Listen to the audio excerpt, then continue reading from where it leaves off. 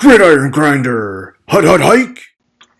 Okay, I've just hit the recording button, James, because it is Gridiron Grinder time, and it's a Friday night. We're going to do the show like we always do, and I sound lame just because what the heck, why not sound lame tonight?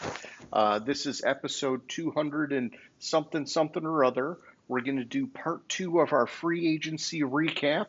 How's it going tonight, my friend? Doing better now. It's been a long week with this my new schedule change and shit. It's kind of wearing on me. Oh, okay. I guess I'll It's stop doing two the hundred. stupid voice then. It's 226. Okay, By that's the way. confirmed because last week was 225. No, it's because it says on YouTube we have 225 videos. Well, that's a good, quick way of finding out, I suppose. Yeah, I guess it's a good way to find out. I couldn't figure out another way to do it real quick, so But one of them's the short promo, right? So is it really 225 then? probably it's probably 225, and I'm a fucking jackass. You're probably right. Oh, I'm nitpicking because I don't know. I'm just in a weird mood tonight, my man. So, We got yeah, 6 views on last week's video. Nobody played name that. sweet. Oh no, we Six didn't play views. name that stadium. Dude, we So got 6 views in like the first day, so that means nobody's watched it the whole week, man. Ah, yeah, we're struggling. We're struggling. Okay. All right. Well, why don't we just pick up where we left off, man? Let's do some, free agency recap. We're on to the NFC side of it. We could do a quick little recap of the AFC, which, I would just say, uh, you know, it's not really free agency as much as just like housekeeping stuff. The Bengals extended both Jamar Chase and T. Higgins. Looks like they're at a crossroads with Hendrickson on the defense, but mhm. let's be real. They're basically just saying they're going to sink or swim on offense at this point. Yeah. I'm glancing through, seeing if I can see like Conklin signed a deal with the Chargers. Oh, shit, I didn't see that, but fire up chips. Fire up chips. Good for Yeah. him. I actually think that's really good for him because Uh-huh. he was way underutilized with the Jets, which when I go back to his time with the Vikings, I was surprised he left to sign with the Jets because he was developing some really good chemistry with Kirk Cousins. But the Chargers, they got McConkey, and then they're like shallow at wide receiver. They Hmm. need tight end help. This will be huge. They got a legit quarterback. Quarterback. I like that for my fellow CMU brethren. So awesome, man. Yeah, I think I'm glancing. I'm not seeing that many other deals here. I mean, you got obviously had the huge fucking 161 million 4-year 161 million extension for Chase, 4-year 115 million for Higgins. Cooper Rush landed in Baltimore. What I thought he signed with Seattle. He's Cooper Rush right here signed a 2-year Oh, contract worth Cooper. up to I'm thinking Cooper Coop, Cup. you're thinking Cooper Cup. Cooper Cup. Yeah, Cooper Rush, another CMU guy. Thank you. Thank you. The Red Rocket number 2, right? Because Andy Dalton was the original Red Rocket. Now you Mhm. got Cooper Cup as the Central Michigan Red Rocket. So, yeah. And I'm glancing. I'm not really seeing that much else. Like obviously, I don't have like a screen grab of the fucking list, but Sure. nothing else is sticking out. Which, all right, so let's just talk about the Cooper Rush signing just for a second because we're not doing a lot of new stuff, but um, man, the fit seems weird, right? Uh, Because you're taking a pocket passer with a, subpar arm and he's backing up Lamar Jackson. Like they're uh running the two like polar opposite offenses, man. Yeah, it. I saw that and it didn't make any sense. Fuck, Seattle would make more sense than Baltimore. Oh, Seattle would have been fine, but because he'd be backing up Darnold, right? And so it's like, Hmm. okay, you could argue that makes sense, but to back up Lamar, it's like, okay, what are you saying you're doing? Oh, if Lamar gets hurt, we're just gonna hand the ball off 35 times. Because Basically. otherwise, they're changing the whole playbook for Cooper Rush, man. But do they even have a receiver that can really stretch the field? They Anyways, got Zay Flowers or whatever his yes, Zay name is. Flowers. I So forgot about him. yeah, Forgot. Yeah. So I mean, but Cooper Rush isn't going to drop a bomb to Zay Flowers. well, no, that's He what I. needs a like a Stefan Diggs or somebody that's going to be like 15 yards and under specialist. Yeah, but no, that's where I was going with it. I forgot Mm-hmm. about Zay Mm-hmm. Flowers, and that would logically make sense if you have Lamar have Cooper Rush backing him up, then you could do the dink and dunk because they don't have anybody that could stretch the field. I completely forgot about Zay Flowers. Yeah, it's all right, man. I'm happy for Cooper Rush that he's getting another deal. I do think he's a very smart game manager type backup quarterback. You Hmm. know, just his ceiling, we've seen it. It doesn't look like he'll ever be able to progress to a starter level unless like something monumental happens that we're not seeing behind the scenes. But uh, that's fine, man. I love seeing my CMU guys, hang in there in the NFL, man. Yeah, and he signed a 2-year deal, so Yeah. that's pretty good for him. The other thing I saw, I don't remember if we talked about it last week, but it looks like did we talk about Ravens signing Hopkins? Yeah, we did because it was a low risk deal. Like, I mean, shit, his deal's worth less per year than fucking Cooper Rush's. Yeah, I mean, I don't even remember talking about it, but I'm not surprised because it's just an underwhelming signing to me at this point. Hopkins hasn't practiced in 10 years, and he hasn't performed on the field in, 3 or 4 years. So it just. I like him. I like him a lot. He seems like a high character person. But if I'm a GM, I can't have a guy like that on the team, man. Yeah, but it's really like if the deal like 1 year, 5 million that has 1 million in incentives in it. That's not really that much of a risk No, on I the contract agree. wise, If but you're a team like Baltimore, you can take that risk, and that's yeah. fine. Yeah, and I remember talking about that because I remember saying that it wasn't that big of a risk because of the Okay, amount of money. gotcha. Outside that, I didn't see anything. Man, motherfucker got rejected again. I didn't see anything too newsworthy in the AFC side. Okay. Well, let's pick up with the NFC East on free agency to date, my man. All right, so first we have the Cowboys. So they signed two running backs, Javante Williams and Miles Sanders, both to Y- 1 year deals. Yeah, which is weird, right? Because they've been regarded as the front runner to draft what's his name, Ashton Genty, and in the first round. And so, maybe this is their way of hedging their bet if they can't get him. But I heard that if they didn't get him, they'd go after, Amari and Humphrey or whatever his name is from North Carolina. Um, so I don't know. Maybe they're like, we were so bad at running back, we're going to throw everything at the wall and see what sticks. Which is also weird because Rico Dowdell out of nowhere rushed for 1,000 yards last year, and they just let Mhm. him walk away like it was no big deal. Yeah, but Dowdell, did he sign?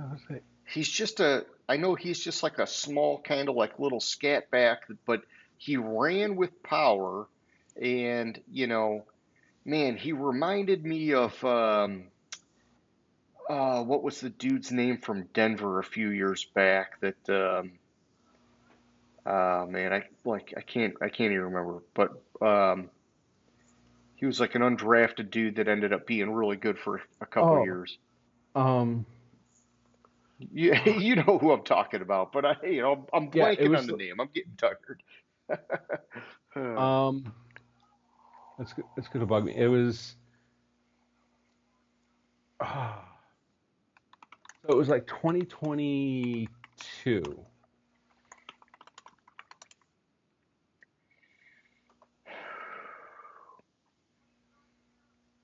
My internet's going so slow too. I don't know if I'm going to be able to Google it. But yeah, he had the crazy hair, you know. Um, yeah, he was just like a little firecracker of a running back that like nobody. Philip Lindsay. Philip Lindsay. Yes, Philip Lindsay. I was getting there. I think Yeah, I was on and the he ended up making the Pro Bowl. It was like, oh my gosh, man, Rico Dowdell kind of reminds me of him. And I was just surprised that Dallas was so easy to let him walk. yeah. So it looks like I was close, but I didn't get the right year. Okay. Philip Lindsay was in 2018. Geez, it was that long ago? Well, that's probably why Yeah, I'm not remembering it that well. yeah, 2018. Wow, that was a fucking long ass time ago. We're getting old, man. We're getting old. Yeah, All right, so yeah, they doubled down at running back. yeah, Both and running backs have potential, but have not necessarily lived up to it at this stage of their respective careers. right, but that's the thing is like they doubled down on running back and they paid. I think they paid both of them more money because we'll talk about Dowdell in a little bit, but Dowdell got like a $2 million 1 year contract, and I think they paid both running backs more individually than what Okay, so they're Dowdell they're got. they're banking on Sanders and Williams having higher ceilings, and maybe somehow they can like unleash that, and they're just saying, yeah, Rico Dowdell had a great year, but it was an overperforming kind of year, and we're not expecting it to repeat. Or whoever knows. It seems like that maybe is the logic though. And I'm going to correct what I said.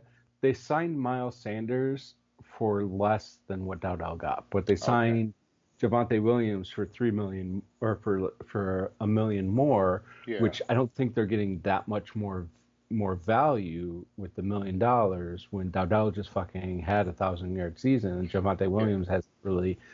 Miles Sanders been. Oh, Well, that's it. Javonte Williams has been a perennial underperformer in his young career, which is why Denver was so easy to let him go. Yeah, but that's interesting. Just hear me out. Miles Sanders, who was on Carolina last year, right? Yep. Formerly a Philly as well. Yep. Signed with Dallas, and Dowdell, who was on Dallas last year, signed with Carolina.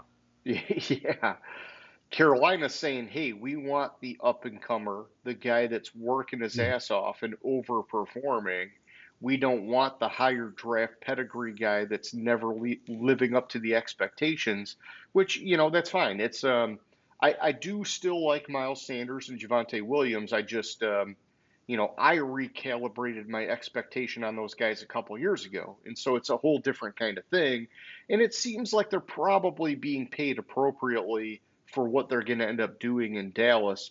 To me, the bigger thing is what is Dallas doing to address the offensive line? Because if they want to run the ball more, they need to have a better offensive line than they had last year. So the only thing I'm seeing that they've done to the offensive line is they signed Robert Jones to a 1 year deal. Outside that, they haven't signed anybody on the offensive line. Okay. Yeah, and they lost Zach Martin, who retired. Yeah. Um, Man, they're going the wrong way on the offensive line. They're going On the the wrong way offensive right line, now. they're making some strides on defense. They signed Dante Fowler Jr., Peyton Turner, Journeyman, yep. Peyton Turner at edge. Osa, oh, sorry, they re-signed Osa. But that Solomon was Thomas, that was smart to re-sign Osa, in my yeah, opinion. Yeah. yeah. Thomas on the defensive line, I did traded like the for. Kenneth Murray acquisition, Yep, that's the one Um, I was going to, he's a good blue collar linebacker. Yep. and also cornerback Kair Elam they traded for. Yeah, who I think he was what, a former first rounder that just kind of never really lived up to the bill. And, So, I was thinking he was second, but you might be right first. I think the trade, either way, first or second, I think the trade is good for him and good for Dallas because, you're getting a guy that, like, the tools are there. He just hasn't been able to put it all together yet. And so Hmm. maybe a change of scenery will put that fire under him to get him over the hump. Yeah, you were right. He was a first rounder. He was 23rd overall pick in 2022. Okay. So Uh, still very young. Still very young. yeah, still Now, very young. now looking at what they lost, all right, so Zach Martin on the offensive line, Demarcus Lawrence on the defensive line, Jordan Lewis in the secondary. Those are like really the big ones. They lost some other guys, but um, man, to me, they're just churning, right?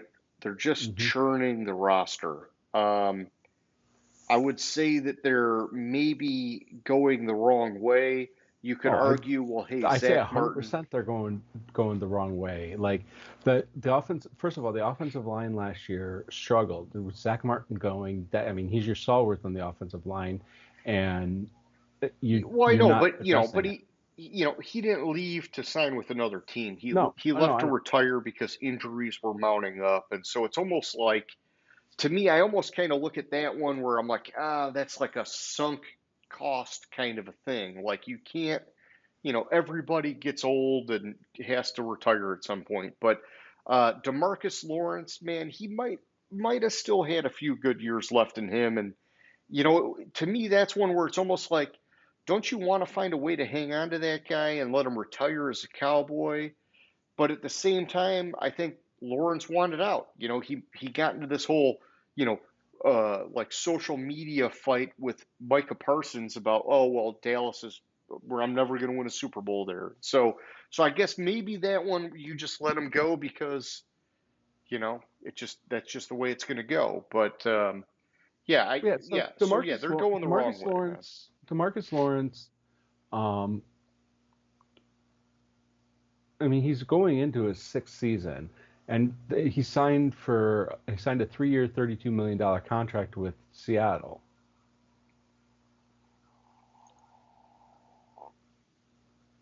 So I mean, that might have been too pricey for what they've been getting out of him since they drafted him. But I think and I'm gonna preface this by saying, put a circle around Micah Parsons for a second, because I don't look at him as a traditional defensive lineman. I look at him as an outside linebacker that they've uh-huh. put kind of as defensive end to rush the passer as a specialist. Demarcus Lawrence to me is a top tier defensive end that's big enough that on certain downs they can move him in to defensive tackle if they want to. Um, and some of his talent, in my opinion, got wasted by the lack of supporting cast on that Hmm. defensive line. And so, but that's neither here nor there. He's gone. Um, I don't know. You're right. Dallas is moving in the wrong direction. They got some work to do in the draft. The churn on the roster, I think they're throwing some darts that could work, and then the rest of it is just kind of like minutia. Well, see, the problem with Dallas is, eh, and this is, I'm not going to go on my Dak rant, my normal Dak rant, but Dak is 18% of their salary cap, which is high for a quarterback of Dak's abilities. Yeah, and you better keep him healthy. And you got to So keep them healthy, so you have to have the offensive line there, and they don't have the offensive line. yeah, and I mean, from what I'm hearing, you're not going to find like many premier left tackles in this draft Hmm. class. There's going to be a couple right tackles, And then once you go to the middle rounds, you can find some interior guys. But, I guess my thing is, it's like Dallas needs like two solid level starters now, Yeah, and they should have done something in free agency, man. should At have. least fill one of them in free agency, and then you can draft. In my opinion, you still go and draft two guys just so you hedge your bet that at least one of them will be what you need to be, and the other one, if it works out too, at least now you've got a good problem. But like, oh man, they're rolling the dice, man. I don't know. They're just asking for Dak to get hurt again, which it's just they're not going to go anywhere again. Yeah, and with what they're doing, like they're if anything they're taking steps backwards, and almost every other team is taking in the division is taking a step forward. Yeah. All right. Well, yeah. Let's just keep going on. Let's look at the rest of them, man. The Giants are next. So the Giants, they signed Jameis Winston. I like that, by the way. I do too. That's hey Rodgers. You know, uh, we still want you, but we got to have something because you're going to take your sweet ass time. And by the way, dude, Jameis is signing such a bargain deal, Uh-huh. man. For a Uh-huh. backup, he should be getting at least $8 million a year, and he's doing a 2-year, $8 million deal with them, man. Oh, completely. So I like Um, that for them. That was good. so they signed offensive tackles Stone Forsythe and James Hudson. Yeah, James Hudson's got some good starting experience, so I think that was, worthwhile. I think this is a misprint on this list because it says they signed Jeremiah Ledbetter to a 1-year, $1,775,000 Yes. contract. I think it's supposed to be 1.7 million, but I mean, who knows? But they did sign Edge, Chauncey Golson, Roy Yeah, Roberts. because the max value is 2 million, James. So, I know. Like I said, it's a misprint on this. I just yes. found it funny, so I wanted to point it out. Yeah. I do Um, like the Roy Robertson Harris signing. That guy has been blue collar, solid producing defensive lineman for a while now. That was a good steady move. Paulson Adebo. Yep. Formerly of Stanford. He has gotten a little better every year. He's still kind of like a risk reward cornerback, but I think that was a good signing. The big one is they signed Javon Holland, Yeah. which And is so huge. James, I guess the thing is for me, man, the Giants defense was already pretty good last year. Hmm. And so I guess I like that they're basically just doubling down saying we're gonna keep it fucking strong.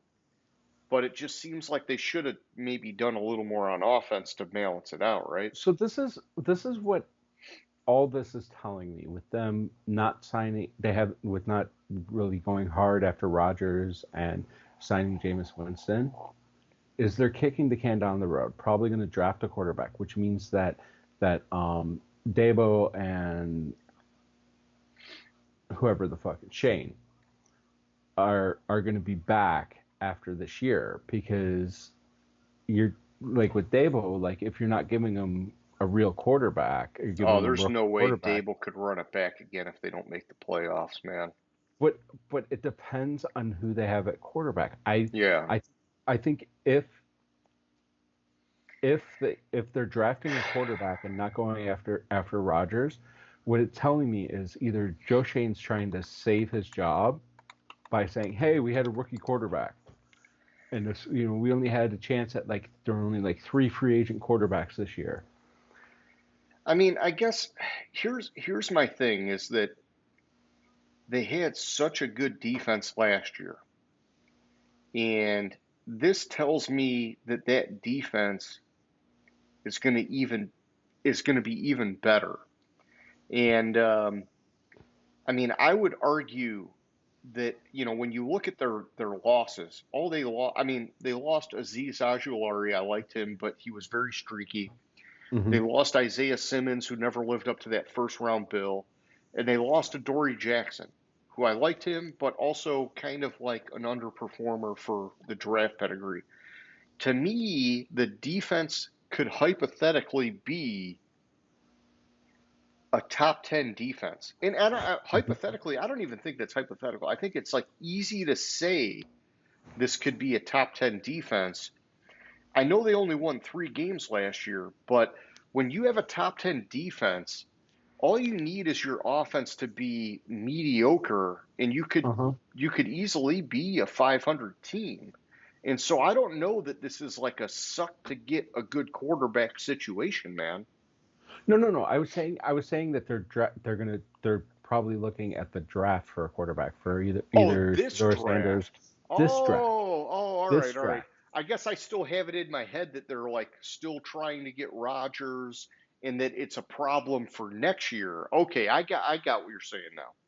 Yeah, like so this draft. I think they're still going to make a play for Rodgers, but with them signing Winston, it kind of leads me the other way, Bridge where they're quarterback, get a bridge rookie. quarterback, get a rookie in there versus having Rodgers. All right, and so then what do you think the scenario is for Dable and company to stay?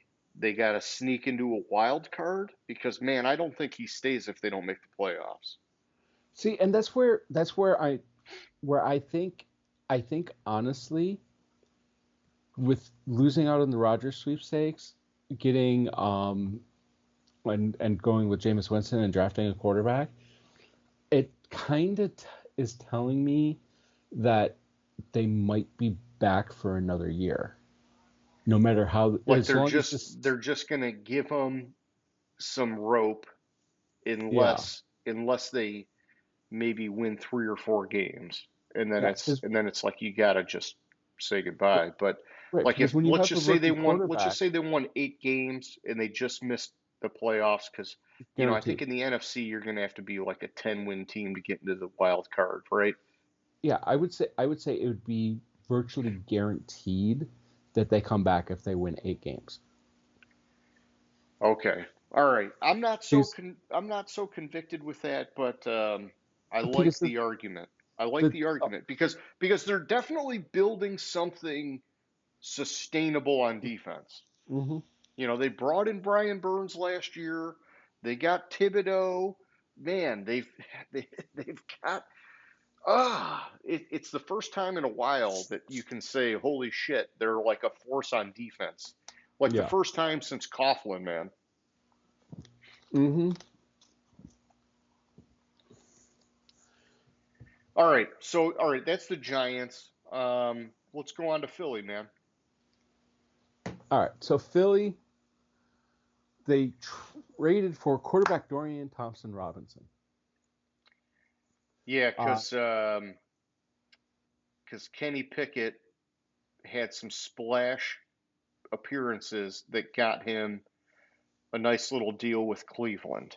hmm Let me see. They signed AJ Dillon's backup for Saquon. Yep, Uh, sounds like his neck injury is clear now. resign. Traded for Kenyon Green. Okay. Oh Signed yeah, Gardner Johnson's gone. Yep. Aziz Ojulari, Josh Uche at edge. Good picks. Resigned. I love the fact that they resigned Zach Bond. We talked Yeah, that about was that. huge. He was a jackpot for them last year. And Dory Jackson. So and from few of the signings from in the division, just like Saquon was from within their division. Yep. Um, Ajulari. Yep. Ajulari, Adoree Adoree Jackson. Jackson. Yeah, and Adoree Jackson, I mean, he's coming in for depth, right? Because the expectation is that Cooper DeJean and I forget their other, the first round cornerback out of Oh Toledo, um, fuck. Kenyon Mitchell or something. Um, No, no, no. It was Quentin. Quentin Mitchell, thank you. Yeah, those two guys are expected to be the 1 and 2 now, and Slay's going to be gone. So Dory Jackson's coming in as like depth, maybe slot, which I like that for Dory Jackson. I think that fits what he can do. And so I think that's a nice rotation for them in the secondary. Gardner Johnson, I like him, but man, he's a bit of a problem child. You've seen him bounce around teams now. And so when he gets departed, I'm also like, can't be too upset about it because they know him more than anybody. See him later. I'm laughing because you said Kenyon Mitchell. I said Quentin Mitchell. It was No, I was saying Quinion. Oh, I heard you say Kenyon. Okay. It is. It was Quinion Mitchell. Oh, it is Quinion. Okay. All right. So I was thinking. I thought you said Kenyon. Out of Toledo, right? Something like that. I thought, yeah, Toledo. I thought you said Kenyon, and I said Quentin, and it was kind of a mix of both of them. That's what I was laughing at. Well, maybe I don't know. I don't know. All right. So departure wise, yeah, backup quarterback Kenny Pickett's gone. That only matters if Jalen Hurts gets hurt. Kenneth Gainwell's gone. But with how well Saquon played and how much they used him as a workhorse, Gainwell was an afterthought in that offense. Mekhi Becton's gone. He had like a resurrection year with them, but they didn't want to pay him to run it back. Yeah. Brandon Graham retired, but they hedged that bet really well with the 2 edge signings. Yeah. And Josh Sweat's gone. So yeah, they doubled down on the edge signings.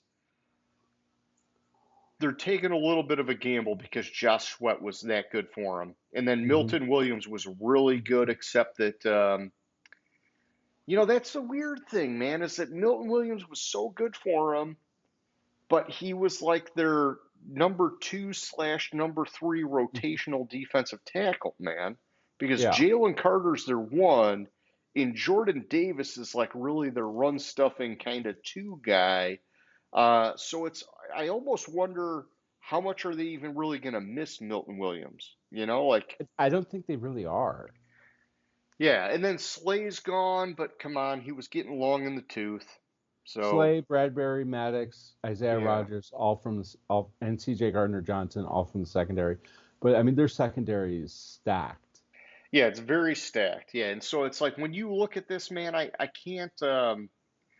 It's almost like when you evaluate the Ravens. It's so hard to say that they depleted in any way because they're just so goddamn good at finding and developing talent. And so I don't know, man. I think Philly's going to be fine. So for a Super Bowl champion team, I think they stayed approximately the same, maybe just a hair of a step backwards. Okay. But I mean, and that's really because like whereas the big losses that I saw on that list were both their edge guys with Brandon Graham and Josh Sweat. Graham, you can't really blame him for because he retired, but Josh Sweat, that's a huge loss for them. And I don't think they've addressed, and I don't know how good Kenyon Green is going to be at guard. Yeah, no, and they might be looking to the draft to double down on that. Yeah, but at worst, it's just like a stutter step backwards. Yeah. Still a solid. Yeah, that offensive line is still filled with a bunch of studs, so all they got to do is really go out and find the right missing piece. Yeah. All right, let's go to the Commanders, man. Okay, so the Commanders have fucking been busy. Dude, their list of signing still going and going and going. So, I mean, it's a lot. They signed Michael Gallup. Yep, took a year off, came back. Yep. Traded for Deebo Samuel. I thought that was huge. Yeah, that was the big splash. Yep. I really like it's a resign. They re-signed him, but I really like bringing Zach Ertz back. Him and Yeah, that was um important. He was really a good safety blanket for Jaden Daniels. Yep. yeah, they addressed offensive line by Yeah, trading the for trade Laramie for Tunsil. Tunsil, man. Fuck. They signed Nate Herbig. He's good. Yep. Defensively, signed Dietrich Wise, Jacob Martin at edge, tackle Eddie Goldman, Yeah, that's kind of like tackle. a good value pick because Eddie Goldman a few years ago was like a premier defensive tackle. And I think it was injuries or whatever kind of drug him down, and now he's, just not really there anymore. But, you put him with Dan Quinn, and it's like you never know. You could unlock some of that Mhm. old potential with that guy. So I like that signing a lot. Jalen Holmes, Sheldon Day, Javon Kinlaw. Yeah, that was a big one. Yep. Oh, Nick Uh, Bellore, Central Michigan, he's still hanging out there. hmm Jesus, man, that guy's been in the league Resigned. like 15 years. Signed safety Will Harris. Losses. Deami Brown, Jamison Crowder. Yeah, De'Ami Brown had a good year for them, but I wondered could it be replicated, right? And now that they brought in Debo Samuel, it's like, well, hmm the flash in the pan that you got out of him is probably gone anyhow. Yeah. Offensive tackle Cornelius Lucas, but I mean, fuck. Who cares? Dante Fowler Jr., Jonathan Yeah, Allen. Jonathan Allen, I think, was a big one, except that he didn't He's, want to be there, hmm and it just wasn't working. And so it's fine. It's fine to let him go, man. uh, St. Just. I really like what I saw out of him last year. Jeremy Chin's kind of becoming a journeyman. But all in all, the They're on the up and Commanders, up big time. like, we're talking about an NFC championship team last year Yeah. that just took leaps and bounds forward. Yeah, I'm loving what Washington's doing. I think Washington is going to be. I mean, I don't want to get too crazy, but I think they have right now this wild ass potential of being Mm-hmm. sort of like a Kansas City Chiefs of the NFC. You have such a high ceiling, up and coming quarterback, and like it just looks like all the right moves in free agency for a team that already went that far in the playoffs, man. Mm-hmm.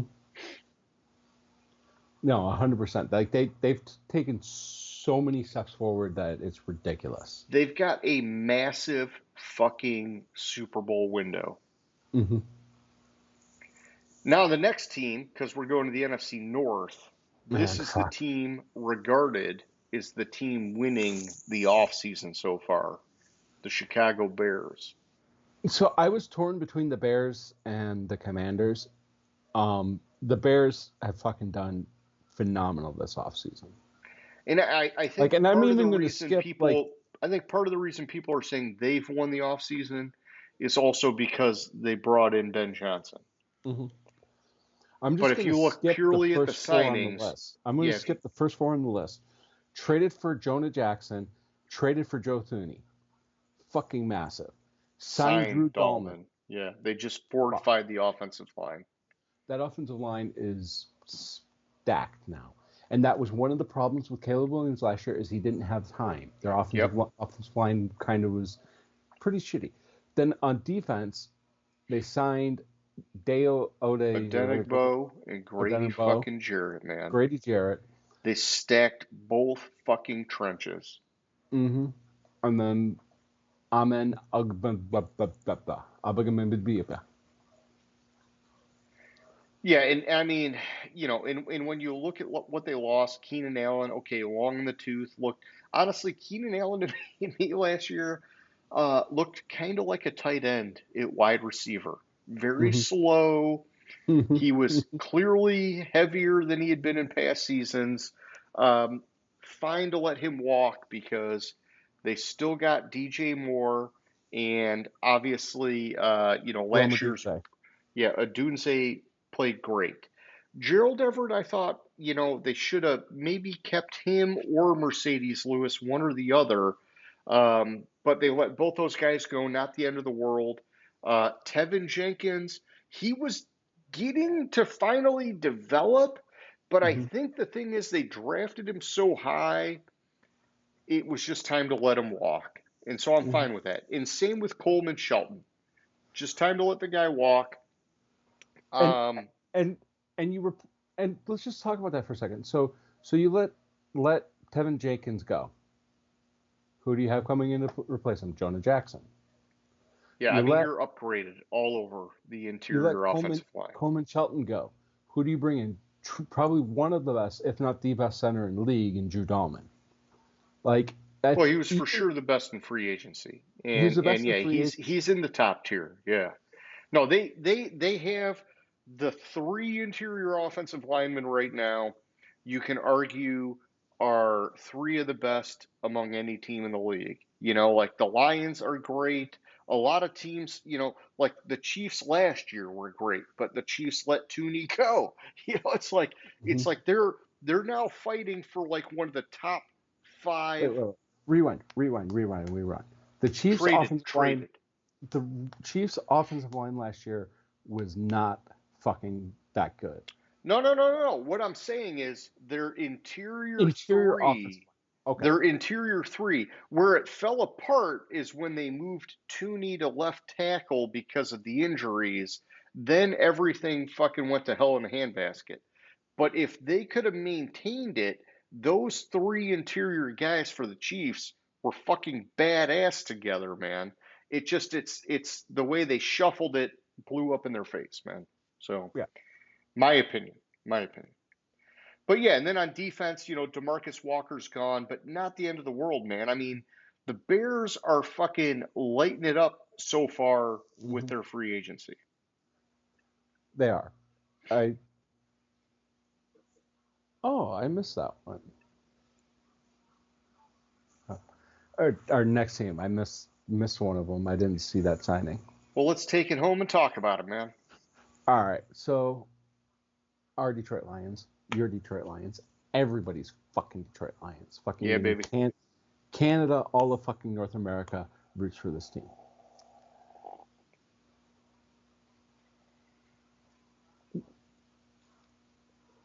Roy Lopez on the defensive line signed. I don't know, Linebacker, man. Yeah. linebacker Derek Barnes. I like He that one. was a re-signing. I know Oh it says yeah, they signed him, but Derek Barnes was our guy. okay. I was like, why? As I was saying it, that's what I was saying. I was like, Yeah, this it was feels like probably the in your head. You're thinking, wait a minute. yeah. They're Uh, basically they Avante brought in Maddox. they brought in DJ Reed to replace Carlton Davis. Hmm. They hedged it with Rock Yassin, and they added some depth to Devontae Maddox, who, by the way, plays a little bit of safety too. So he's going to fit in with what we do in that secondary. But for the most part, the Lions in free agency have been about re-signing guys, and so they Hmm. brought back Dan Skipper, which was huge. They brought back on Wazurki on the defensive line. They brought back Derek Barnes. Um, I was a little bit I'd like speculative about them bringing back Marcus Davenport because he didn't really play last year.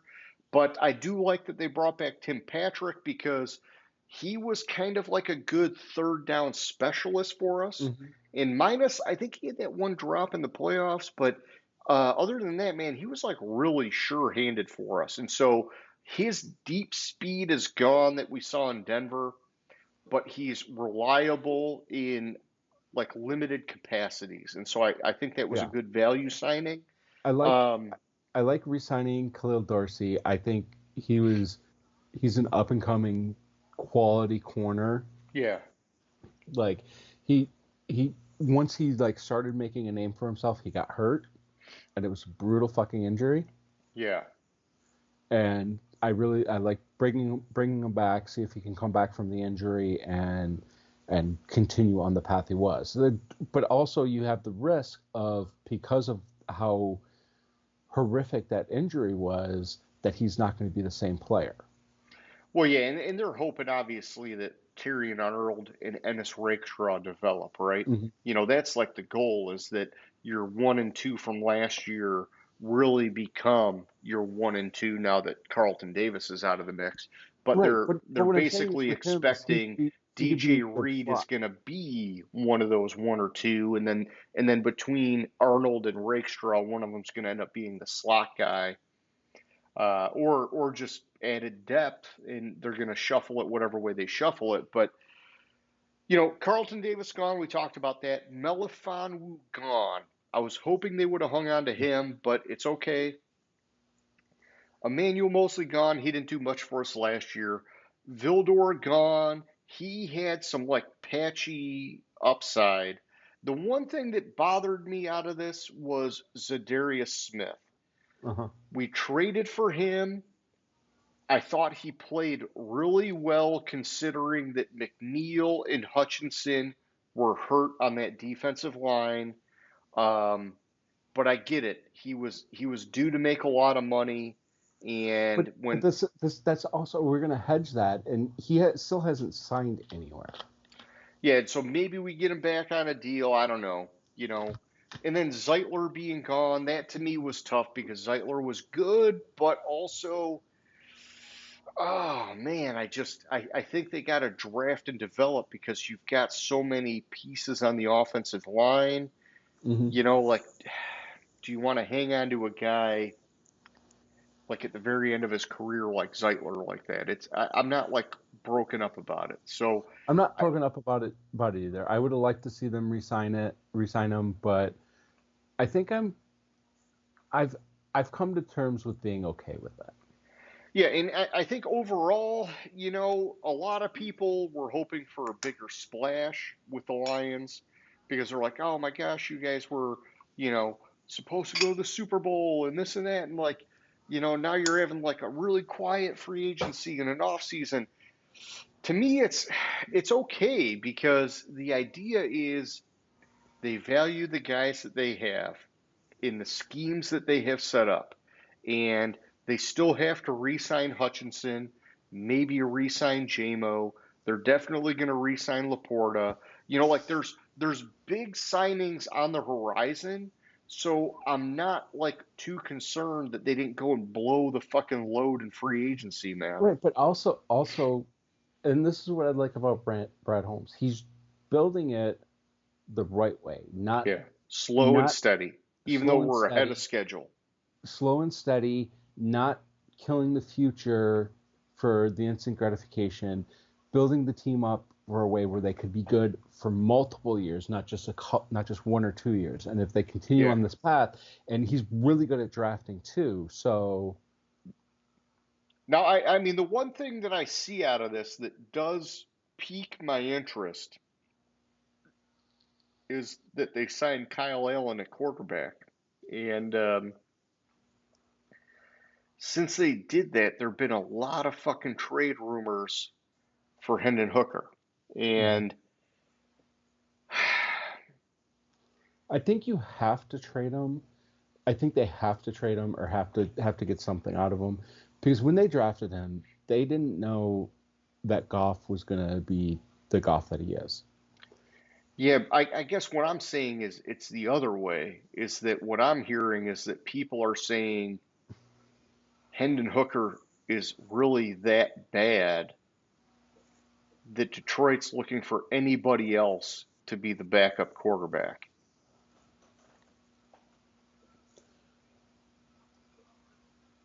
Which seems kind of hard to believe with how good he looked at Tennessee. But in like limited time, I do wonder, we haven't seen enough to really, I think as fans, analyze him. And so it's I think you're rolling the dice either way. And so I guess it just does it really matter? Does it really matter? We talked about that when the Lions drafted Hendon Hooker. Going to that draft, we talked about, and I forget the coach at Tennessee. We talked about how he is, like, his system is perfect for quarterbacks to look phenomenal. Yeah. And we've wondered if Is Hendon it the Hooker's system? success You know, was yeah. because of the system, not because he was actually that good. And we've wondered that, and we haven't seen anything from Hendon Hooker to sway us away from it's that system. Yeah. But Josh Heupel, that's the coach's name, Okay. I think. All right. Either way, you know, that's minor in the grand scheme of things. Let's go to the Green Bay Packers, my man.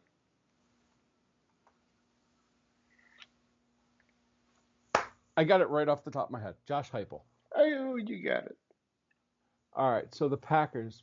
For the Packers, I'm gonna. That's it. They're having a very quiet offseason.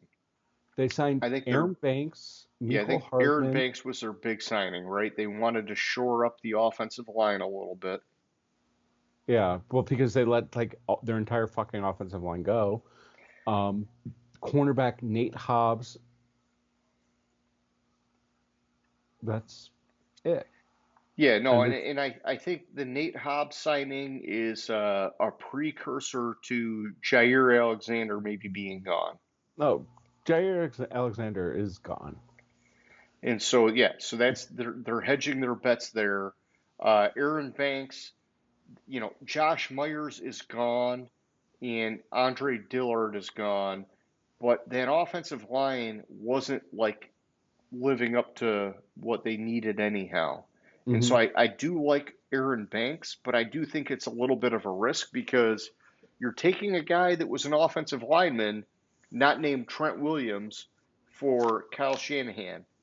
And, you know, and McGlinchey was good, and he's been good since he left the 49ers, but you got to be careful with those guys because Shanahan knows how to fucking scheme them to be Mm-hmm. above average starters where they might go elsewhere and just disappear. So,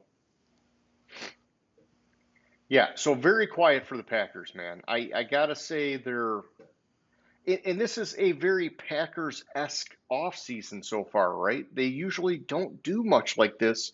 They wait and they try to build and grow out of the draft. Yeah, which is what they do. But I think the Packers. They need Jordan Love to keep developing. That's Yeah, they what need they're Jordan Love saying. to keep developing. They need an offensive line to protect him. They're Yeah. probably looking more towards the draft to do it. But we shall see. Yeah, I mean they've had a hard time getting over the hump in recent years. And so it's you know, at some point you say, "Hey man, maybe you throw a dart in free agency more than on the offensive line and just see what happens." But that's okay.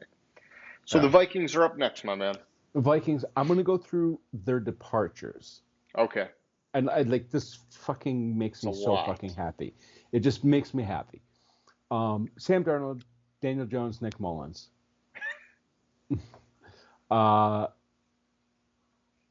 Quisenberry, Cam Robinson, Ed Ingram, Dan Feeney, Dalton Reiser, Garrett Bradbury, all offensive linemen. Gutted. Yeah. Edge, Patrick Jones II, Jihad Ward, Jonathan Bullard, Jerry Tillery, linebacker, Ooh, Grugier Hill was really good for them, man. Grugier Hill, And Stephon Gilmore was really good for them. cornerback Stephon Gilmore, Shaq Griffin, Fabio Moreau, and safety Cameron Bynum. Wow. Yeah, and their signings are high there too, right? Like they're doing a lot of churn on the roster. So their signings are mostly re-signings. They traded for Jordan Mason, 6th-round pick for a 5th-round pick or some shit. Yeah, and Whatever. it adds depth behind Aaron Jones in case he gets hurt. But it Yeah. was a good signing. It's good signing. I'm just saying it's like, Yep.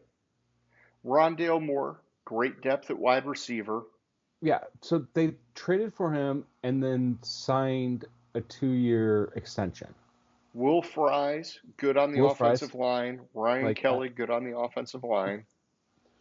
defensive. Jonathan Allen, And Hargrave, great for the defensive line. Mm-hmm. Eric Wilson. I'm sorry. He's probably Wilson's a re-signing. I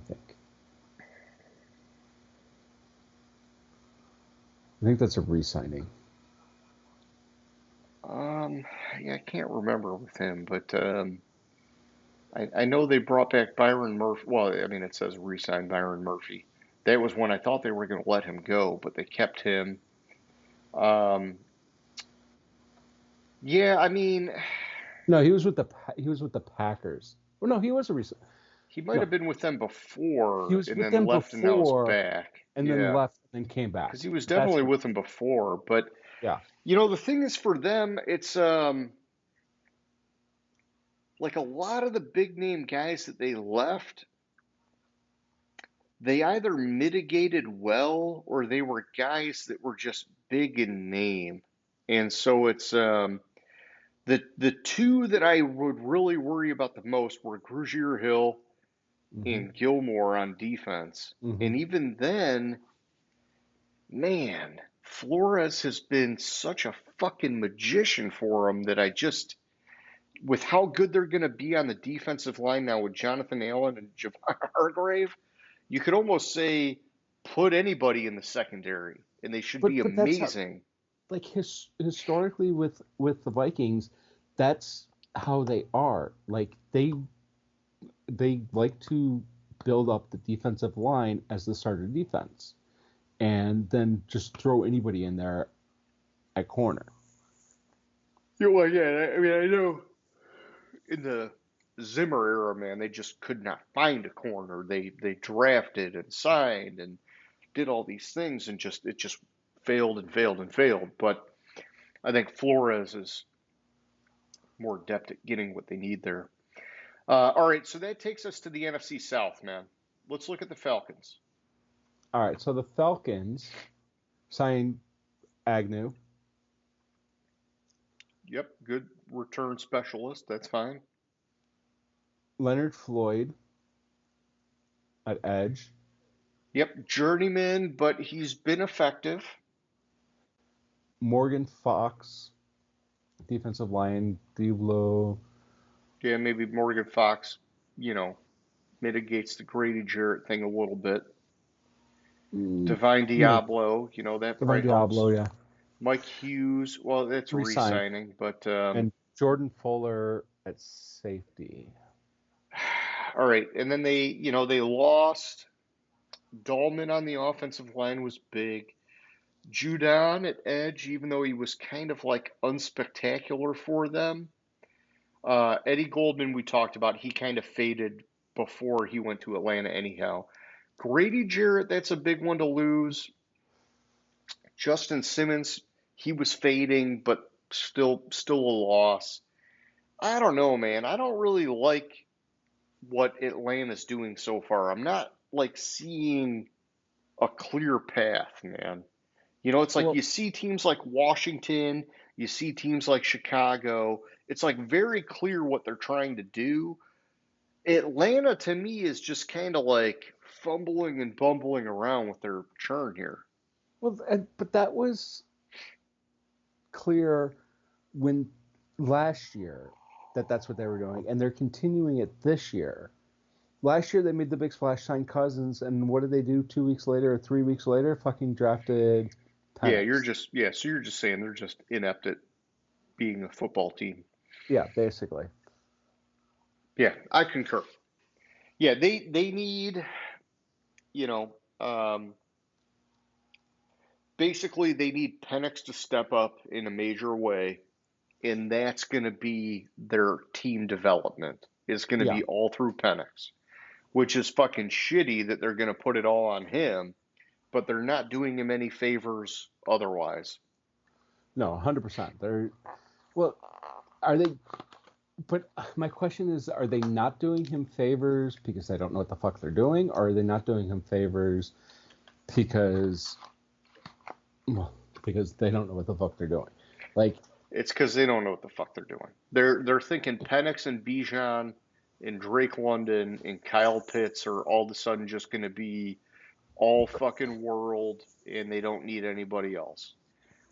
All right, we're back, and we're on to the Carolina Panthers.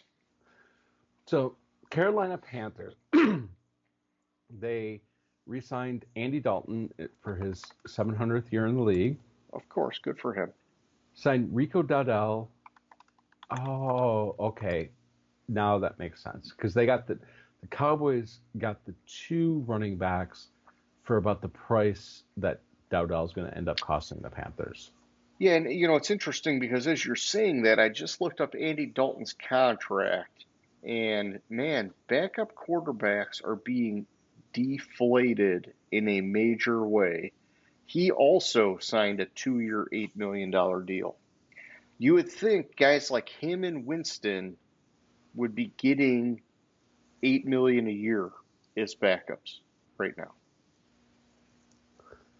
Is that all he signed for? Well, he's also going in the league like 7,000. So It doesn't matter. The dude was a proven starter. He's a high-end backup.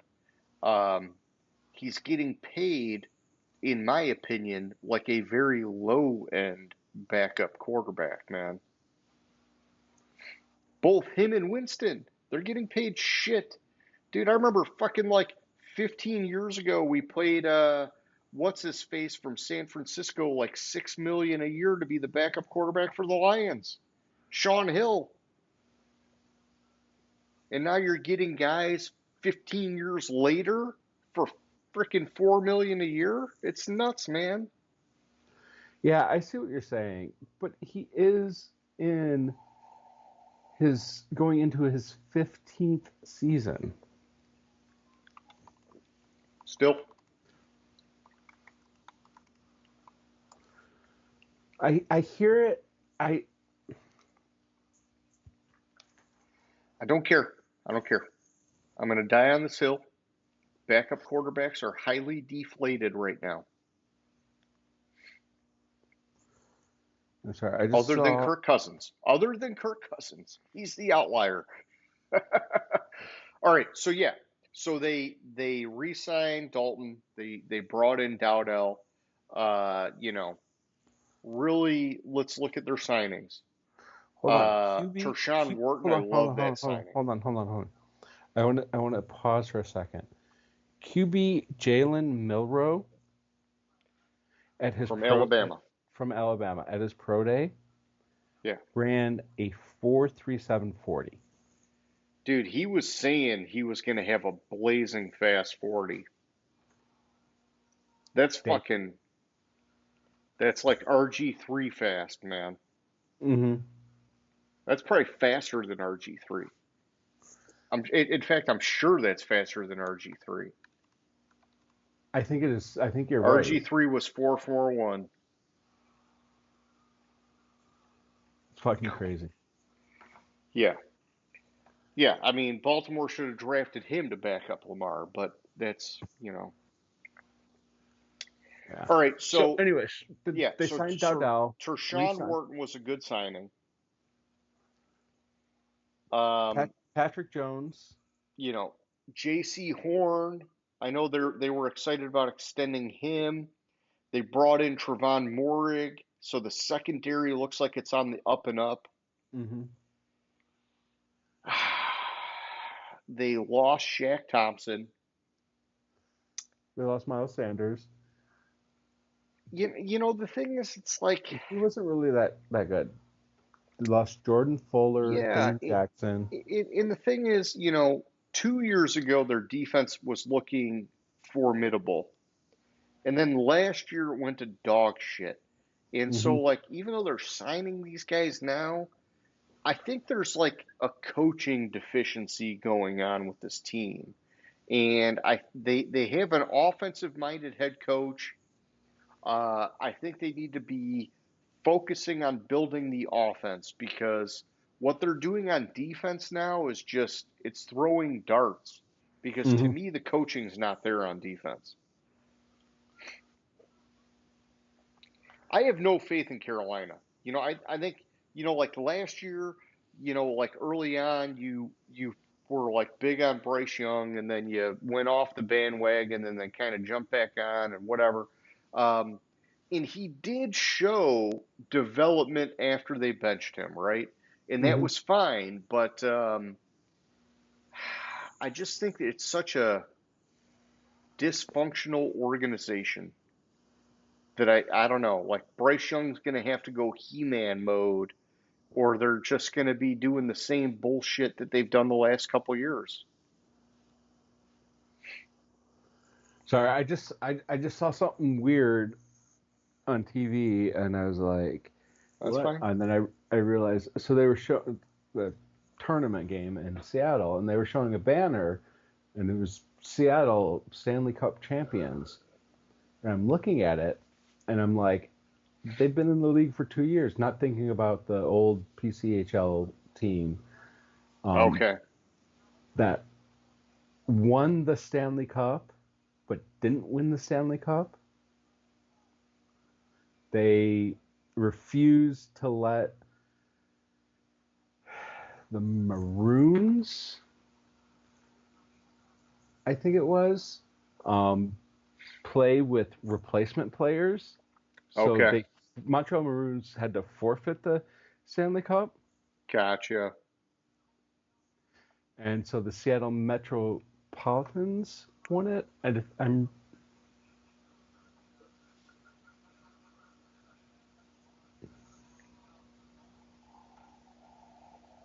oh no, it was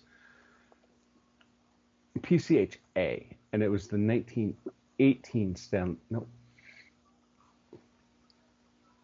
I mean, you lost me a long time ago, my man. I know.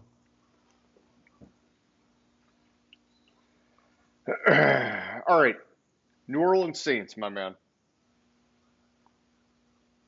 Oh, you're not going to get off the hockey thing, are you? Well, no, because it's bugging me. Why was it? When it wasn't awarded. So it was 19.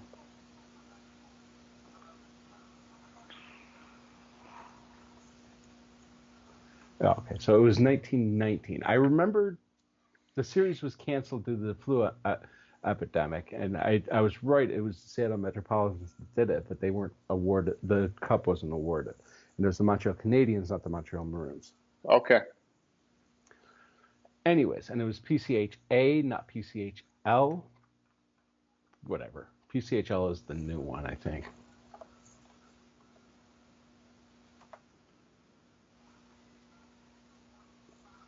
Oh no, PCHL was after the PCHA. They had the Portland Buckaroos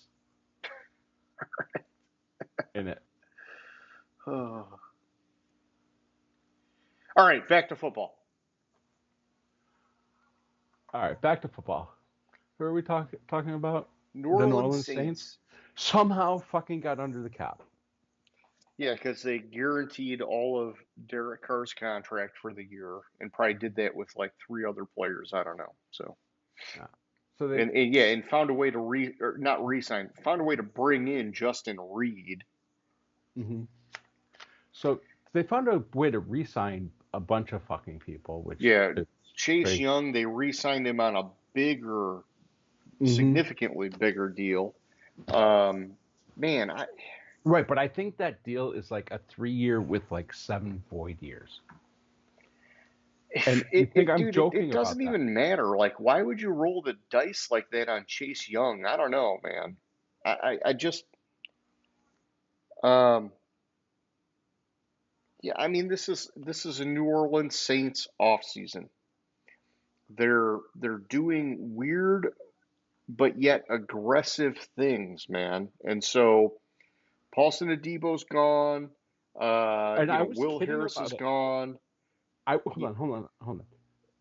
This Chase Young contract, I was kidding about having 4 void years on it. Yeah. It has 4 void years on it. See, they're just being fucking stupid, dude. They're just being fucking stupid. They're trying to not admit that they need to blow up the team and have like 2 solid years of being like a bottom five team. Yeah. So like their big thing was like they signed cornerback Isaac Yiadom and Justin Reed Yeah. at safety, fully guaranteed. Or I'm sorry. I read that it's fully. I read fully guaranteed, but then it's 22.5 of the 31 is fully guaranteed. Traded for Devin Gacho. What the fuck you calling me after hours for? Yeah, they just need Kellen Moore to come in and give them like some crazy ass coaching that they've not seen before.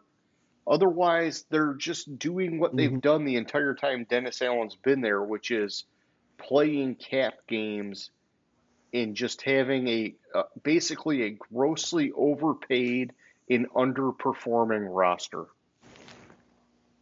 Basically, and that's all that they did have some losses. They lost Jamal Williams, MVS, Yeah, I mean Shane Jamal Williams pass didn't again. do anything for him, man. Yeah, pass again. Peyton Turner, Willie Gay, Adebo, Amadi. Debo's the only guy they lost that mattered. Yeah, as passing on or passing. I mean, he was a contributor, right? But come on, I mean, it just they're not getting better. They're just they're playing cap games is all they're doing. Yeah, they're not getting better. They're treading water. They're still. They could surprise a little bit because of a new coach. But Mhm. I mean, what are the odds he's going to be Sean Payton all over again? Unlikely. Very unlikely. All right, so off to the Tampa Bay Buccaneers, my man.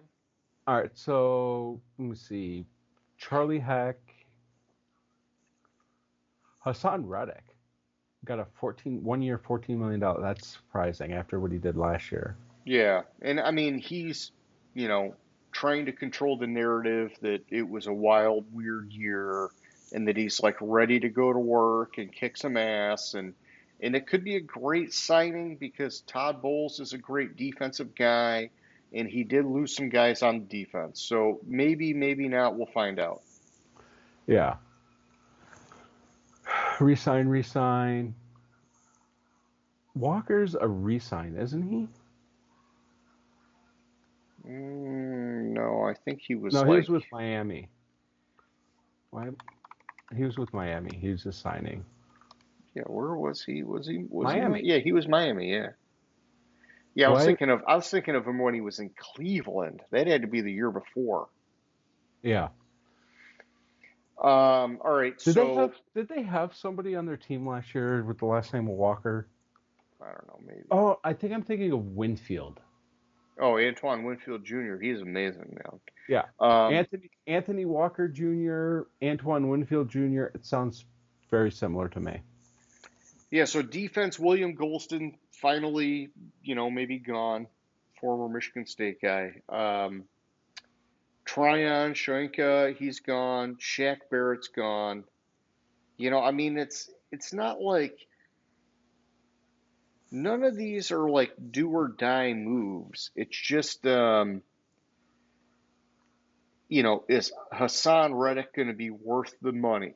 You Mm-hmm. know, is Anthony Walker Jr. going to come in and move the needle? I I don't see them getting necessarily better. I do like that they hung on to Godwin because obviously, Mayfield, Godwin, and Evans had great chemistry.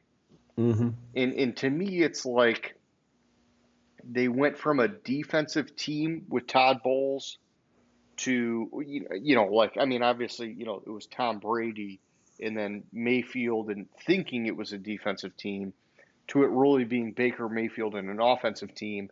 It's they're keeping the continuity on offense, and I don't know what the hell else they're doing. I mean they're flailing around, man.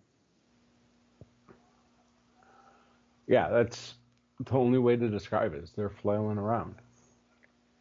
And that takes us to the NFC West. All right.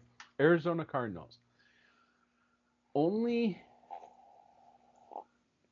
the signing of Josh Sweat and signed Delvin Tomlinson I think and Josh linebacker. Sweat was huge for them. Uh-huh. And then linebacker Akeem Davis Gaither. Gaither. That's about it. I like the Sweat signing.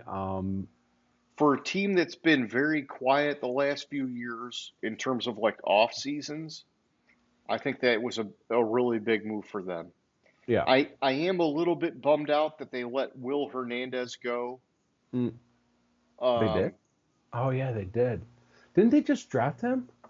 no. He was drafted by the Giants, and then the Giants let him walk, and he was like a regular starter for the Cardinals. Um, I mean, you know, really, aside from that, I would say be careful because Matt Prater is not signed, and you know how kickers can fucking kill teams nowadays. So uh, I was thinking of Paris Johnson when you said Will Hernandez. okay. No, they just drafted him. Yeah. Um, I do like the Zay Jones signing because I think they need depth to go with um, what's his face, Harrison Jr. Hmm. Um,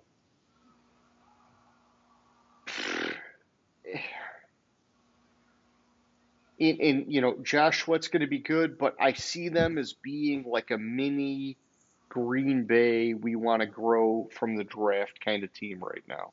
Hmm. 100%. All right, off to the Rams. All right, they signed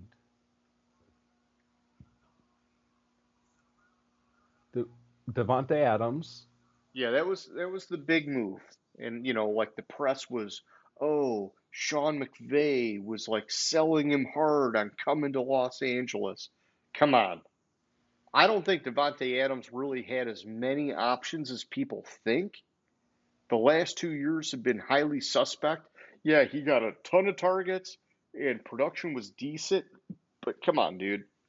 When you force a trade and then the shit happened in the Jets, it's like to me you fall out of favor. I Hmm. don't know, dude. It's and I think because he's going to He the forced two trades, not one, two. correct. Well, yeah, but I'm just looking at the last 2 years. But yeah, you go back before that, yeah, he forced that trade. But I think because he's going to the Rams and they brought back Stafford, you can get hyped up that he's going to have yet again like a 12, 13, 1400-yard year, possibly Hmm. 10 plus touchdowns, and that's great. But I'm just saying, dude, he's going to burn his fucking bridges Hmm. if he keeps going at this rate, and he's going to be out of the NFL before you know it, man. You know, players of his fucking caliber should not be switching teams every fucking year.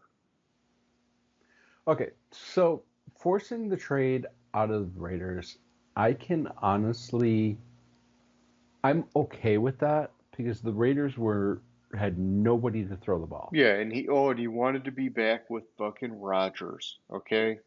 Yeah. Well, if you wanted to be with Rodgers, why did you force the trade out of Green Bay? Where let me see, who was your quarterback? Who was the quarterback the next year in Green Bay? Well, it's because it was going to Jordan Love. And he was like, well, get I'm me trying out of to here. remember who was the quarterback that first year he was with the Raiders. Oh yeah, that's right. It was Aaron Rodgers. And they posted on social media before that last season with Rodgers a picture of him of Adams and Rodgers that said the last dance or something like that. So it was premeditated that he was Yeah. forcing a move out of Green Bay. Everybody assumed it was Rodgers, but Yeah. So, hey, whatever. You know, the Rams can have that fucking drama. I do like the signing of Puna Ford. He's getting a little old, but I think he's still a solid defensive lineman that can just add to Yeah, I'm the a big fan of Puna the Ford, man. He's that. he's one of those great blue collar grinders on the defensive line.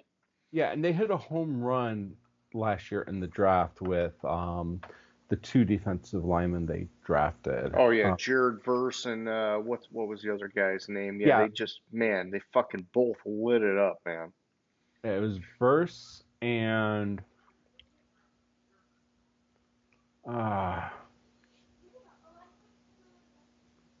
Fisk. Yeah, both of them. Braden Fisk. Great.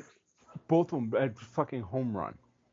Yeah, and then all right, so looking at the departures, Cooper Kupp gone, Demarcus Robinson gone, Jonah Jackson traded, Note Boom gone, but the year before he had a really good year, and then last year not so much. John Johnson gone, which is weird because a few years ago he was with them and he was good, and then he went to Cleveland and he did nothing.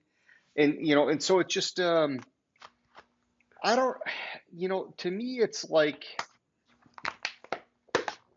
the Rams, I think as long as they have Sean McVay and a legit quarterback, which in this case is Stafford, but it doesn't have to be Stafford, they're going to be competitive. It's just how competitive are they going to be?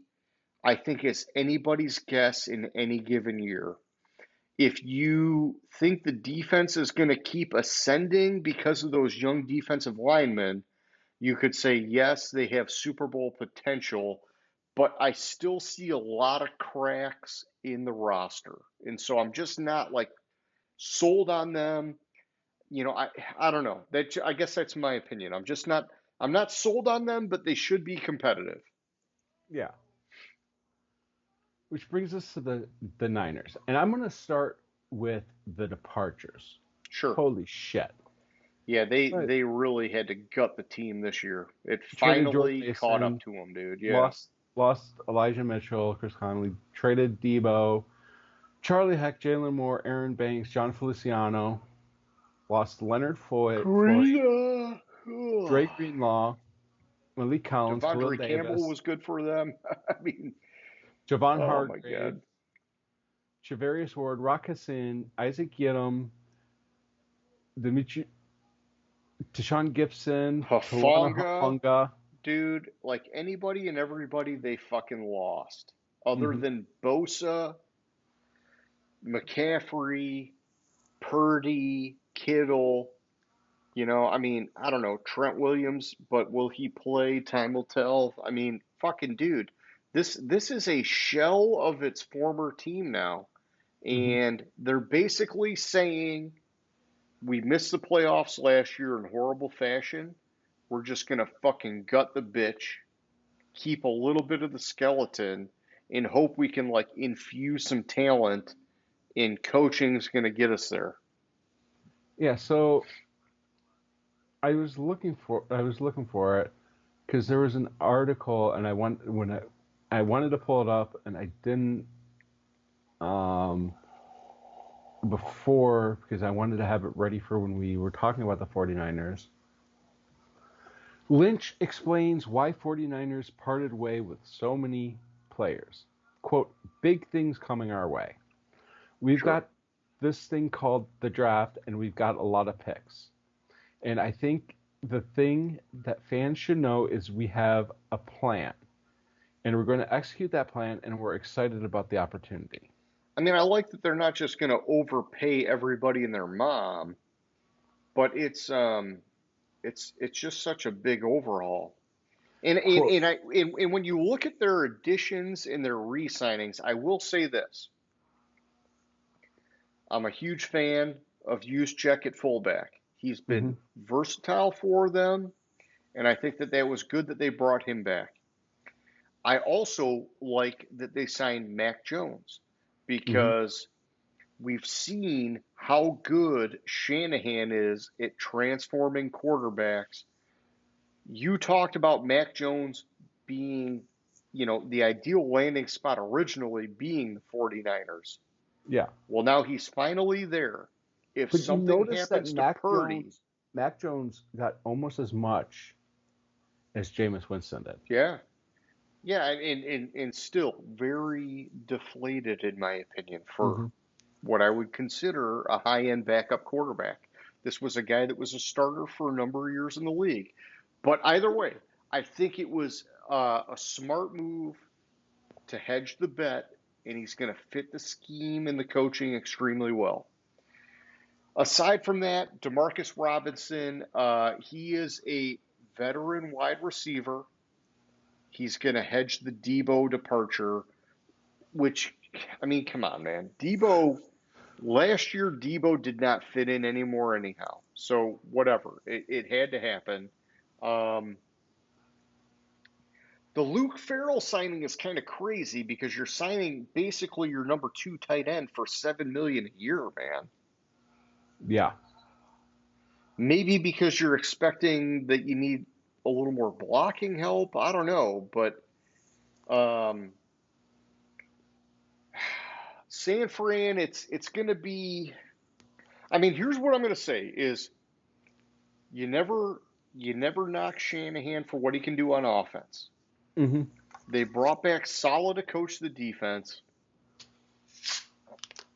I'm not going to count them out, dude. I'm not going to count them out. What I'm going to say with about San Francisco is, on paper, it's like they took a step back. Yeah. But Lynch and Shanahan have done enough for me to trust they know and what they're doing, and they have a plan.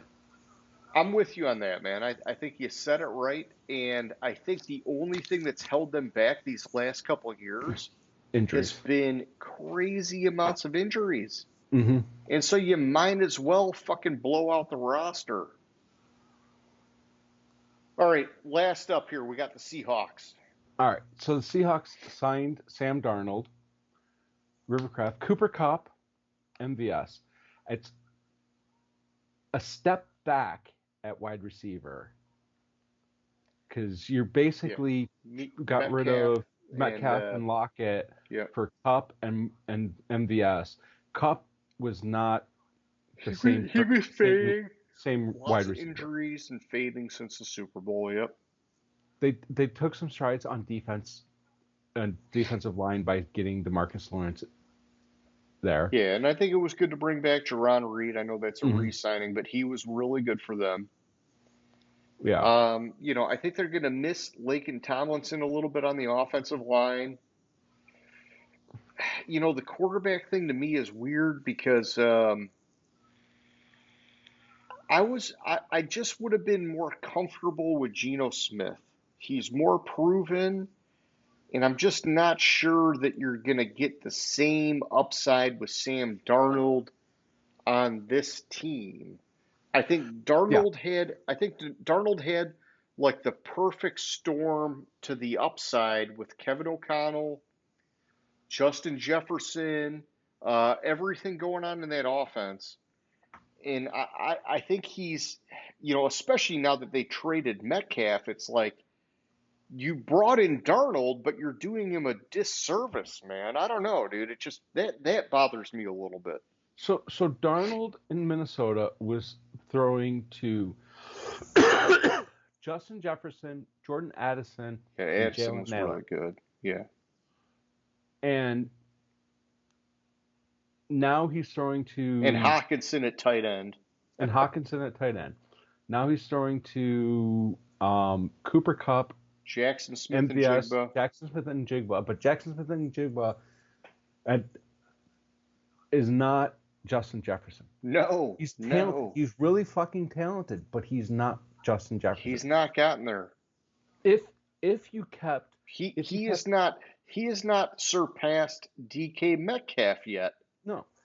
And if you kept Metcalf, added Kupp, and had Jackson Smith and Jigba, I would say it's not exactly, but it's good enough to where he would have a chance to thrive.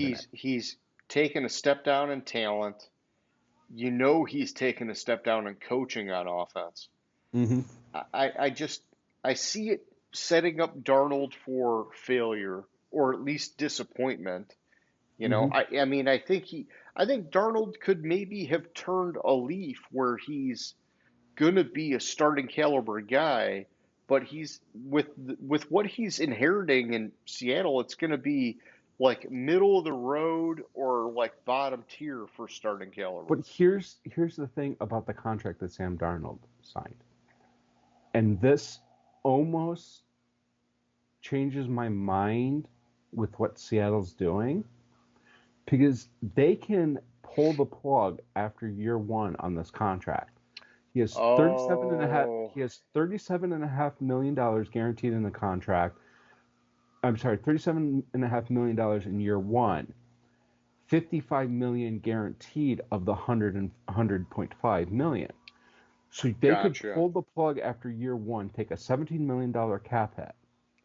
And then yeah, and then they got 18 dead the next year or whatever, Yeah. however it works. Yeah, So not I horrible, but it's yeah, I not mean, horrible I for get the it. team, It but was a this savvy move by the team. yeah, yeah, that it was a savvy move by the team, and hope it wasn't a product of the system he was in, Yeah, but I think it was a product of the system he was in. yeah. I Maybe, mean, maybe, I maybe do he did believe. learn a lot under Shanahan and Yeah, did take those strides forward. Maybe, and there's a yeah. possibility No, of that. But I don't think he did. no, I mean, I guess that's where I look at it, where I say he got a ton of props for the year with Shanahan, and then I think the year with O'Connell was like the build off of Hmm. that. So he got the foundation with Shanahan, And and then then he was he put into a fucking awesome yeah, situation at. and then he got like to have like the riches of the spoil or whatever with Hmm. O'Connell, and now it's you're going to a more regular scenario. Will your foundation hold now? And I think it could, but it's I like what you're saying with the way they signed the contract because it basically addresses the risk. Yeah, and that's I think team wise it was savvy. I don't think it was smart to get rid of Geno Smith for Darnold, because I think Geno Smith is Very fucking steady, man. he's very steady, he's very consistent. Since he's been there, he's only had good years. He doesn't turn the ball over. He doesn't have He was the outstanding Darnold stats. before Darnold. Yeah, he doesn't have the outstanding Yeah. stats He that was, like Darnold dude, had he was last the year. Jets quarterback that failed, went Mhm. elsewhere, and resurrected his career. When like Darnold went around to a couple teams Yeah. before resurrecting his career, and he resurrected his career. He didn't have the stats Darnold did, but he just did it.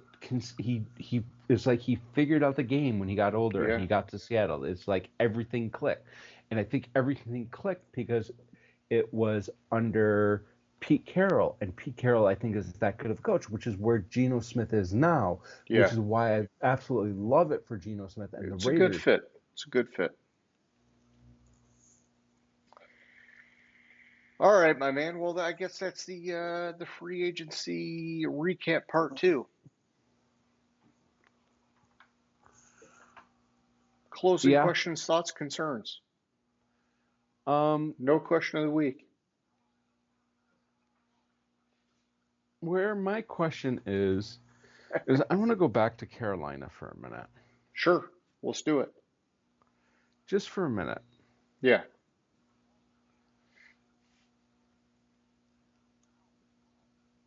According to their depth chart, they're paying Bobby Brown the third On $7 million defensive a year, tackle. nose tackle, $7 million a year to be their number two nose tackle. Yeah, because they got Derek Brown. Yeah. I think you hit it on the head. I just kept going back to it. And I think you hit nail on the head that this is a franchise that doesn't know what the fuck they're doing. No, they got a shitty owner, and it flows that shit all the way down to the bottom of the fucking barrel, man. I mean, it's just they're they're flailing around, man. And honestly, I kind of feel bad for their coach. I kind of feel bad for Bryce Young. I kind of feel bad, man. I mean, this was a team that 2 years ago had like serious potential on defense, and Mm-hmm. they just fucking pissed it away, and they never developed on offense. Now they're finally showing a little bit of signs of offense, and their defense is fucking gone. And it just, oh my God, man. And their owner's fucking spilling drinks on people, being a fucking dickhead, dude. It's like, fuck that team, dude. They're garbage to me, man. My next question, it's along the same lines. Trishawn Wharton is a defensive tackle. Yeah, and he was really under the radar, really good for the Chiefs. Yeah. They run a 3-4. Yeah, I guess you're going to have three defensive tackles in that 3-4. So, and you look at their depth chart, and I don't think Trishawn Wharton is an edge guy. They're going to make him a Rashawn Gary, maybe. I don't know. So, currently on their depth chart, they have him as the backup. Yeah. Right defensive end. Okay, so defensive Yeah, end. so they're moving him to end, yeah. They're moving him to end and paying him $15 million a year. No. 17 million? No. $18 million a year. Yeah, so him, Derek Brown, and what'd you say, Bobby Brown are going to be basically their three of the 3-4. And so they're basically putting three guys that could be nose tackles on any team is their three of their 3-4 defense. Which I mean, what about Ashawn Robinson? Well, he's probably a rotational guy now. And like they have Shy Tuttle, who's had solid seasons at nose tackle. They're just going to be rotating guys now. So But you got a 5-man crew to rotate that 3-man front. It's just absurd. I'm not necessarily against that philosophy, James. I'm just against their owner and everything that he's been bringing to the table so far. Because that philosophy, I think, could work with the right organization and the right coaches. I don't think it's going to work for them because they're dysfunctional. Mm-hmm. And it's like when you look at like their defense, like they have players on there. Yeah. But yeah, and if you cared about the defense, you would have hung on to fucking Burns last year. Yeah. Another thing that concerns me about them is they currently only have 2 safeties on the entire fucking roster. Yeah, no, they got to make some moves, man. No, they're just fucking. They're maybe the most garbage fucking franchise in the league right now because of their owner, dude. Mm-hmm. And I like their owner as a businessman, but as a football team owner, he is a sack of fucking dog shit. But it's not like the owner before, and this is what. No, I don't care about the owner before either. I'm just saying that the current owner is not doing them any favors, man. Right, but what I'm saying with it though is this is showing that ownership of a team is important. Yeah. Because look at Washington. It's any business. They got it starts at the top and it works its way down. They got rid of Daniel Snyder, and like year 1, they were instantly better. Yeah. I don't know. It just bugs me because they have so many players on the team that I think are super talented. Yeah. That are just wasting away because they're not being used right, or they're not in a system, and they're not being used right, or the system is just stacked against them because they have the talented players, but then they're neglecting other important parts of it. Yeah, no, I hear you, man. I mean, it's a bummer, because it's like there are teams that are trying and they're just not getting there. Mm-hmm. And that's a whole different like bucket, right? Like those teams you admire for their effort. The Panthers, it's like you look at them and you're just like, they're just fucked because their owner is going to just be a piece of shit. And it's just going to flow down. And no matter how good of a coach they get or how good of a GM they get, they're going to be undermined or they're going to have some fucking trash interfere with them because they got a shitty fucking dickhead owner. It's like the Dallas Cowboys, man. Mm-hmm. Jerry Jones is just going to fucking fuck that team over until the end of time because he just will not let go of the vine. He is an owner. He is a great businessman. He is not a great football team owner. He needs to let the GM and the coach have the power they're supposed to have. They don't even have a GM. He is the GM. That's what I'm saying, though. Yeah. That's what I'm saying, though. And the thing that ruined Dallas was the third Super Bowl after Johnson left when they had yeah, I know what you're talking about. Yeah. Whoever the fuck. What was his name? That's gonna bug me. I'm not. Yeah, look it up, but I know what you're talking about. Yeah. So and they had him and. Yeah, and he was like, Wasn't "We could Wade win a Phillip. Super Bowl with anybody at head coach," and Well, no, it was. and then you never did again. It wasn't. We can win a Super Bowl with anybody at coach because the reason why Jimmy Johnson left was because Jerry Jones wanted too much control of that team, and Was it Switzer? it was Barry Switzer. Yeah, thank you. Like as soon as you said it, that's who it was. I'm 99% sure. Yeah. But yeah, and they had his kid on the team a couple years ago. Yeah. Nothing wrong with that. I'm just saying. yeah, it was Barry Switzer. Wade Phillips was years later. But no, I so, liked Wade Phillips, especially as a defensive coordinator. But yeah, he did not do great as a head coach.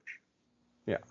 So he thinks because he won a Super Bowl with Barry Switzer, which, in all honesty, that Super Bowl was won with pieces that Jimmy Johnson put in place. Yeah. It was the same fucking team. It was the team. It was the team that could have just kept running if they would have kept the coach there. Yeah. And once they did that and they won the Super Bowl with Switzer, yeah, they fucked it up good, man. Jerry Jones thought, hey, look, I can run the team. I mean, I heard a good story about how the team, after that, that Jerry Jones Super Bowl, there was like this big team party, and somehow Jerry Jones didn't get the invite, and he blamed Jimmy Johnson for not getting the invite, and so that's why he pushed him out. I'm sure it's obviously way more than that. Either way, it obviously had to be pretty fucking petty that he would sacrifice the success of his fucking team to feed his fucking ego. Mm-hmm.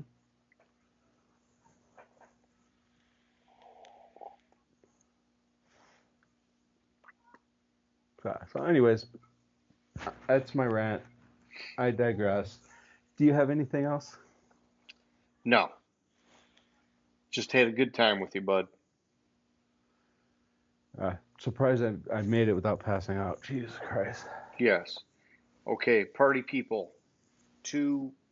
We're close to 2 hours in. We're probably an hour. I don't know how you do this with your hands. I was going to do two, like we're 2 hours in, but it's like an hour 40, however you want to do that. An hour 40, hour 45 in. Hope you like the show. If you didn't, whatever. Only 6 people watched anyhow. So, yeah. James, it was good, man. I'll catch you later, bud. All right, sounds good. Have a good Gridiron Grinder. Hut hut hike.